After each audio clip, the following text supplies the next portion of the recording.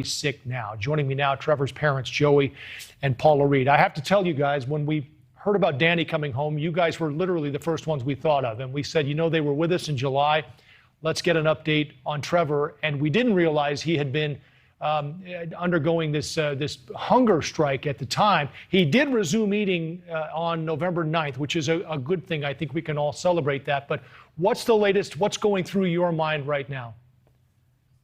Well, thanks for having us. Yeah, and by the way, we're super happy for Danny Fenster and his family. We know exactly how they feel, or we want to know how they felt today. But yeah, Trevor's sick. We had an attorney visit him yesterday. We're still not. He still hasn't been able to call us for I think 120 days, and so he's sick, and he desperately needs books. We sent 13 books 2 months ago with the ambassador, and they gave him one following his hunger strike, told him he's not getting the rest. So he's still, they said he can write letters now, which they haven't let him do, and we'll see if that's another lie. But we're very concerned about his health right now, and we just want him out of there. Apparently he's undertaking things there that even the prisoners in Venezuela and Myanmar haven't done.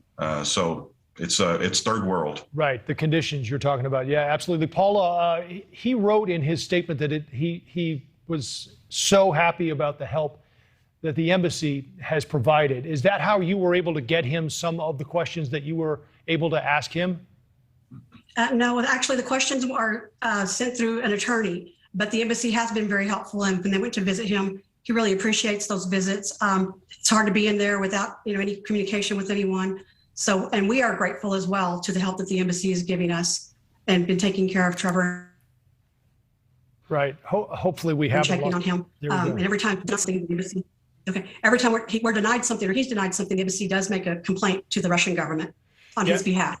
Joey, one of the questions, I know you asked several of them, about his health. Are you sick? Are you getting medical attention? Are you keeping warm? These are all things, as a parent, I'm sure you want to know. But one of the questions that caught me as well was, why haven't you called home?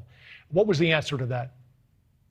They won't let him. And when they do try and let him, or supposedly let him, they say, oh, we can't call international, or, oh, you're out of money on your card, which is a complete lie, like everything else. I put the money on his card. I added more money the other day. He's got enough money to make 50 calls home to the United States on that card. So they're just making up excuses to not let him call us. Paula, as you watched, go ahead, Joey, I'm sorry. By the way, when the United States Embassy calls to check on him or find out anything, the prison essentially hangs the phone up on them. Paula, have you reached out at all to Bill Richardson's group when you saw what he was able to do with Danny Fenster? No, we haven't yet. We've spoken to the Richardson Foundation off and on during Trevor's entire incarceration there, but not anything recently. What do you think, Paula, and I'll start with you, it's going to take to get him out?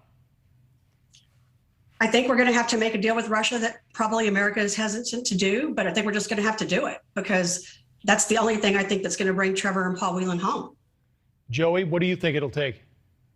I think it's going to take some sort of negotiation, and I think that Governor Richardson hit it on the head today at his press conference, saying the things that it takes to make those type of agreements or negotiations. Right. Well, listen, again, to see this reunion today with the Fensters and to think of you guys, literally, as soon as we saw it, we are hoping for the best, and we can't wait for that same scene when Trevor does come home. Joey and Paul. Yeah, I'm sure. Hey, thank you for the update. We'll continue to think of you and Trevor, and we'll talk soon, huh? Thank you. Thank you for having us. Thank you for watching. Click the red subscribe button below so you can get more of NewsNation's fact-driven, unbiased coverage.